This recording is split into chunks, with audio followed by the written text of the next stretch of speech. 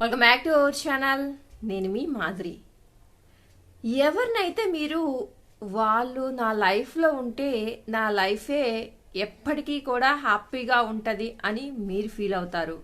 కానీ అవతలి వాళ్ళు మీరు ఉండడం వల్లే నా లైఫ్ ఇలాగా అయిపోయింది, నువ్వు లేకుండా ఉంటేనే నేను లైఫ్ చాలా హ్యాపీగా లీడ్ చేయగలను అని అంటూ ఉంటారు. కానీ మనమేంటంటే వాళ్ళని లైఫ్లో ప్రేమించినంతగా, వాళ్ళని లైఫ్లో నమ్మినంతగా, వాళ్ళు మన లైఫ్ని ఫుల్ఫిల్ చేసినంతగా ఇంకెవ్వరి కూడా చెయ్యలేరు. వాళ్ళే మన జీవితము, వాళ్ళే మన సర్వస్వము అని మనం అనుకుంటూ ఉంటాము. కానీ అవతలి వాళ్ళకి మాత్రము మనం చూపించే ప్రేమ, మనం చూపించే నిజాయితీ, మనం చూపించే కేరింగు, మనం చూపించే ప్రతిదీ కూడా ఎగుటుగా అనిపిస్తుంది.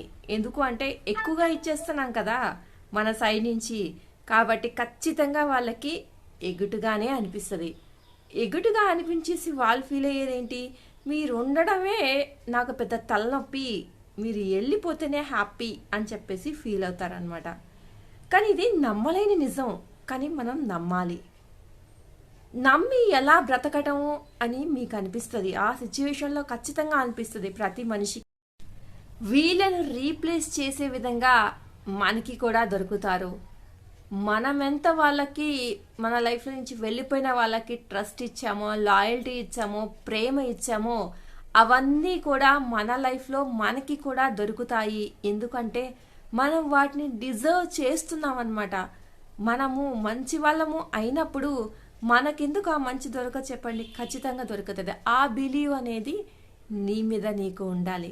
ఆ బిలీవ్ అనేది నిన్ను నువ్వు ప్రేమించుకోవటంలో ఉండాలి. ఆ బిలీవ్ అనేది ఎదుట వాళ్ళు నా లైఫ్లో ఉంటేనే వస్తుంది అనే థాట్ని తీసేసి, ఎవరున్నా లేకపోయినా నేనుండాలి ముందల, నేనుంటే అన్నీ నా లైఫ్లోకి వస్తాయి అనే నమ్మకాన్ని మీ మీద మీరు కల్పించుకోవాలి. అప్పుడు వస్తాయి మీకు లైఫ్లో కావాల్సినవి అన్నీ.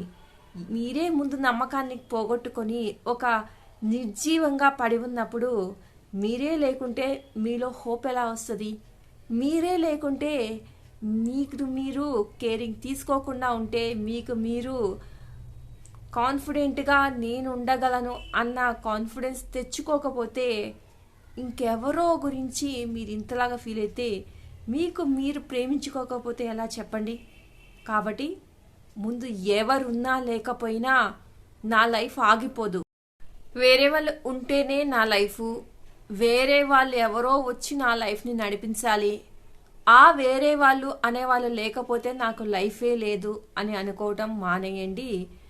నువ్వు ఏం చేయాలి, నువ్వు ఎలా బతకాలి, నువ్వేంటి అనేది పక్క వాళ్ళు డిసైడ్ చేసేలాగా ఎప్పుడు కూడా మన లైఫ్ని తీసుకెళ్ళి ఇంకొకరు చెప్పు చేతుల్లో పెట్టద్దు. మీ లైఫ్ మీ కంట్రోల్లో ఉండాలి. మీరు ఏది చెప్పినా మీ బ్రెయిన్, మీ మనసు అన్నీ కూడా మీ ఆధీనంలో ఉండాలన్నమాట.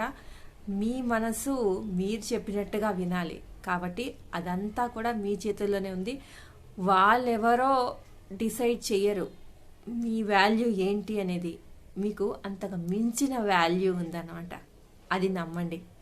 ఇదండి ఈరోజు వీడియో కనుక నచ్చితే లైక్ చేయడం మర్చిపోవద్దు. మరిన్ని ఇలాంటి వీడియోస్ కోసం వెంటనే ఛానల్ సబ్స్క్రైబ్ చేసుకొని పక్కనే ఉన్న బెల్ ఐకాన్ని కూడా ప్రెస్ చేసేయండి. అప్పుడే డైలీ నోటిఫికేషన్స్ మీ దాకా వచ్చేస్తాయి.